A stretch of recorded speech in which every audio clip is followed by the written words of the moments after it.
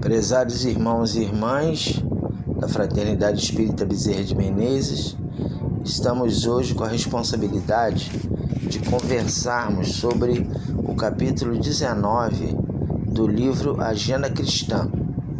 Então nós vamos fazer a leitura e em seguida faremos os comentários que forem pertinentes. Então, André Luiz, no capítulo 19, ele nos fala o seguinte: procure um delinquente e encontrará muitos malfeitores. É necessário, então, que você possua imenso cabedal de amor para renová-los sem fazer-se criminoso também. Busque identificar uma falta e achará inúmeras. Chegando a essa situação, é imprescindível que você esteja bastante esclarecido para não acrescentar seus erros aos erros alheios. Tente situar um espinho e vários espinheiros virão ao seu encontro.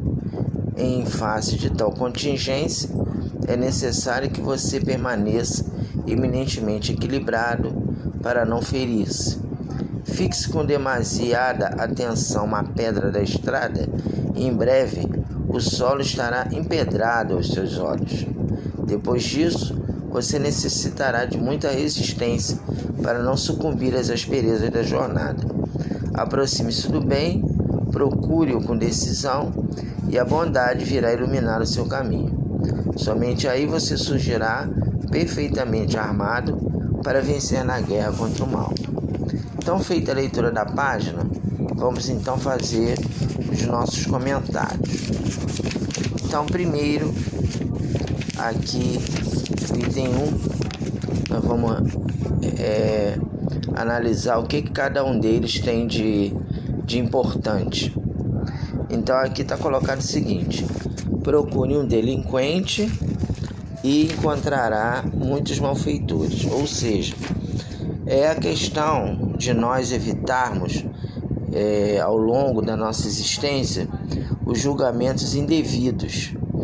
Então, tem uma outra passagem de uma obra doutrinária de Emmanuel que nos fala o seguinte: dá conta da tua administração. Ou seja, na vida, nós temos que ter preponderância em ver os nossos defeitos. Nós não temos que estar preocupados com os defeitos alheios. Não temos que estar preocupados e apontar o dedo para quem consideramos que está em erro.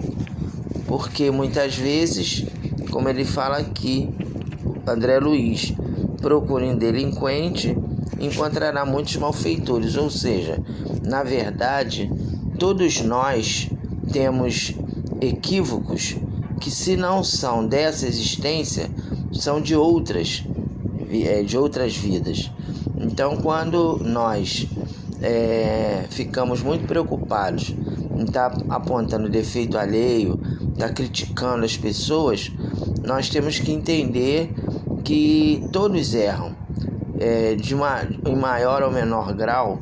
Todos nós somos espíritos imperfeitos que, em função disso, temos que ter cuidado com os nossos julgamentos. É sempre bom nós ressaltarmos que, quando os amigos espirituais nos falam que nós temos que ter cuidado com os nossos julgamentos para não julgar indevidamente, eles não estão dizendo que nós temos que não combater o mal ou não comentar o mal, que a gente tem que tomar aquele posicionamento de aceitar o erro sem nos cuidarmos de evitá-lo. O que os amigos espirituais nos alertam é na falta de compaixão e na falta de misericórdia que muitas vezes nós temos em relação ao nosso semelhante. Então, por exemplo, a gente está num momento de guerra urbana, em que o nosso país, as nossas cidades, estão tomadas pelo chamado cangaço novo, que é o grupo de pessoas, irmãos nossos, que ainda estão ligados ao crime organizado. Então, tem nos vários estados grupos organizados de criminosos que assaltam bancos, que executam tarefas de sequestro, enfim, que fazem todas aquelas ações que nós condenamos. Então, claro que esses irmãos, eles têm que ser punidos nas suas ações nefastas, né? Então, claro que cabe à polícia combater, prender, julgar, mas nunca usando de crueldade. E aí é o que os amigos espirituais estão aqui nos falando, né? Que se você, como voltando aqui ao André Luiz, procure um delinquente, encontrará muitos malfeitores. Porque às vezes a gente vê, por exemplo, essa questão do tráfico de drogas. Nós sabemos que na maioria dos casos, aquele irmão que está lá no morro com a arma na mão, ele não é dono de coisa nenhuma, né? Então fala-se muito naqueles companheiros que se colocam como donos do morro ou donos do crime, dono da biqueira, né? Que é biqueira é aquele local onde se vende drogas. Então os companheiros, eles se colocam ali como donos ali daquele negócio. Só que nós sabemos que eles não são donos de coisa nenhuma, porque a arma não são eles que arrumam. Então alguém contrabandeia as armas e coloca na mão dele. A droga também não são eles que arrumam. Na maioria das vezes, eles apenas vendem. Quem traz a droga não são eles. Então, aqueles companheiros que são os verdadeiros donos do negócio do narcotráfico não moram no morro, não estão ali. Então, a gente tem que ter esse entendimento.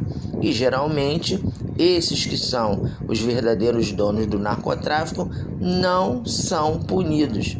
Ficam soltos, não acontece nada, e só aquele companheiro que está lá na linha de frente, né, servindo de anteparo para essas pessoas que são condenados. Lógico que nós estamos voltando a repetir, nós não estamos dizendo que a pessoa que é errado, que está no erro, que a pessoa não tem que ser atacada, mas a questão não usemos de crueldade, não usemos daquela frase que muitos utilizam, que bandido bom é bandido morto. Então, quando a gente vê por exemplo, a polícia matando um desses nossos irmãos, aí algumas das pessoas falam assim: bem feito, tinha que matar mesmo, já vai tarde, vai pro inferno, quer dizer. Então esse tipo de comentário são comentários extremamente descaridosos, e é isso que o nosso irmão André Luiz está nos alertando, né? Está nos alertando para esse tipo de posicionamento, que é um posicionamento equivocado, um posicionamento errado. A gente não pode agir dessa maneira. Nós temos que ter um posicionamento no qual nós vamos ter uma atitude de compaixão com aquele irmão. E, na verdade, ao prendê-lo, nós temos que fazer um esforço para ressocializá-lo, quer dizer, de reintegrá-lo na sociedade, de levá-lo novamente a ter condições de arranjar um emprego, de ter um convívio social, de refazer a sua vida. Então esse é o caminho do verdadeiro cristão, e não de ficar condenando naquela forma de usar de crueldade para com eles. Eu não sei se vocês acompanharam a prisão daquele nosso companheiro lá nos Estados Unidos, aquele brasileiro que tinha fugido. Então não estou querendo dizer também que a polícia americana é melhor do que a nossa, nem que lá a polícia de lá é isenta de erros, mas a postura diferente que nós temos, né, em determinados lugares do planeta. Então, por exemplo, o companheiro foi preso e não usaram de violência para com ele. Ele foi preso, foi algemado, foi levado para uma prisão mais segura, mas em nenhum momento se pensou em sentimento de vingança com aquele companheiro, né? Ah, então ele foi preso, vamos pegar, vamos punir, vamos bater nele, vamos torturar para ele aprender a não fazer mais isso. Não, bom, pelo menos é o que foi dito na grande mídia, né? Que os policiais norte-americanos, quando prenderam o companheiro, não usaram de violência para com ele. Não sei se depois, lá dentro da delegacia, se eles vão fazer alguma coisa mais dura, né? Mas pelo menos na hora da prisão não foi aquela situação de querer se vingar daquele companheiro que fugiu. Então tudo que André Luiz está falando é que o mal ele tem que ser acompanhado de misericórdia. O mal não pode ser acompanhado de sentimento de vingança. O mal não pode ser acompanhado de lei de talião, de olho por olho, dente por dente. Então, voltando aqui ao texto. Busque identificar uma falta e achará inúmeras.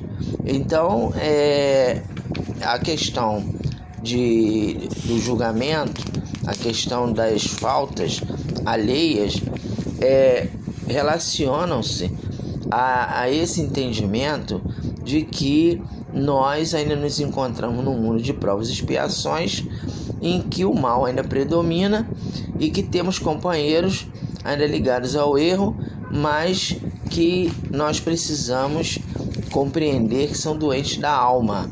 Então, você entender que uma pessoa é doente da alma é muito importante nessa escolha que você faz entre amar a Deus e ao próximo como a si mesmo e a lei de talião, que é o olho por olho, dente por dente. Então, essa escolha é que é fundamental para nós, né? De você entender, voltando aqui o que ele está falando, busque identificar uma falta e achará inúmeras. Quer dizer, então, se nós formos começar a enumerar as faltas alheias, nós vamos achar inúmeras. Por quê? Porque como nós vivemos num mundo de provas e expiações, existem inúmeras faltas em todos os setores da sociedade, que muitas vezes essas faltas não são devidamente sanadas, né? Então, por exemplo, nós sabemos que muitas pessoas cometem os chamados pequenos delitos, né? Você vai no supermercado, você pega um iogurte, come e não paga, né?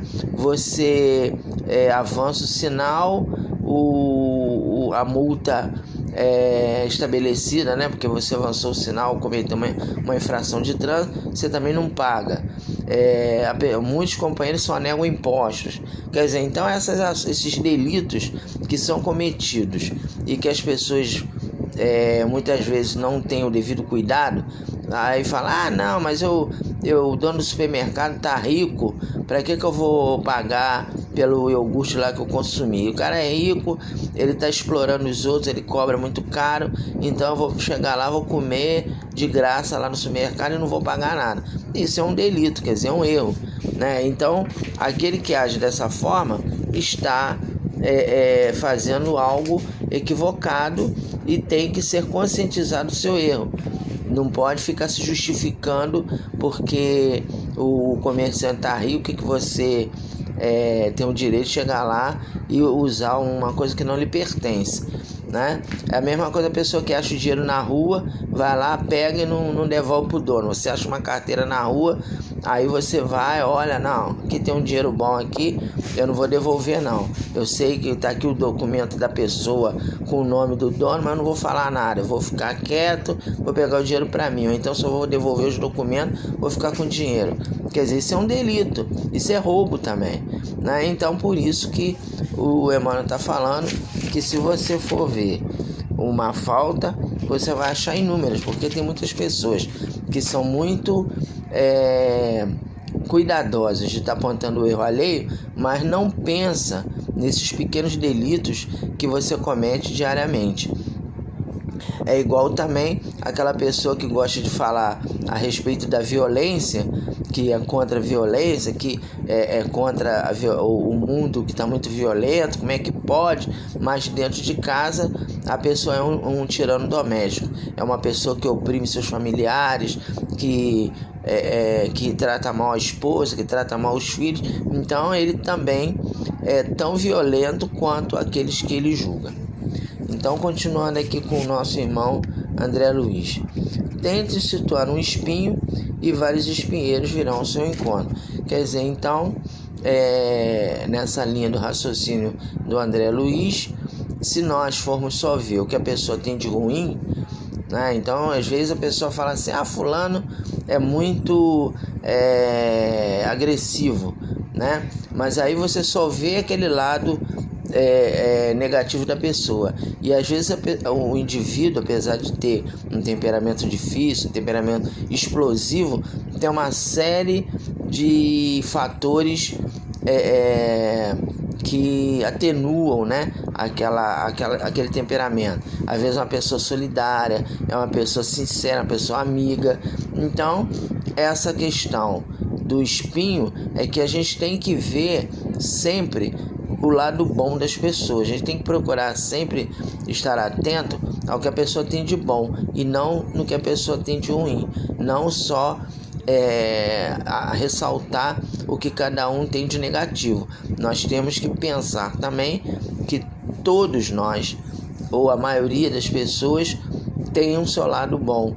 Mesmo aquele que às vezes tem muitos defeitos, se você for ver, ele tem lá alguma coisa boa para ser qualificada, né? Então isso é importante, nós temos esse entendimento, porque isso nos leva a ter mais cuidado com os nossos comentários, né? Que às vezes são descaridosos. Fulano não presta, como é que fulano é espírita, age dessa forma, como é que o fulano é espírita e ainda está fazendo isso. Quer dizer, às vezes o indivíduo tem realmente algumas questões que o desqualificam, mas tem muitas outras coisas também boas que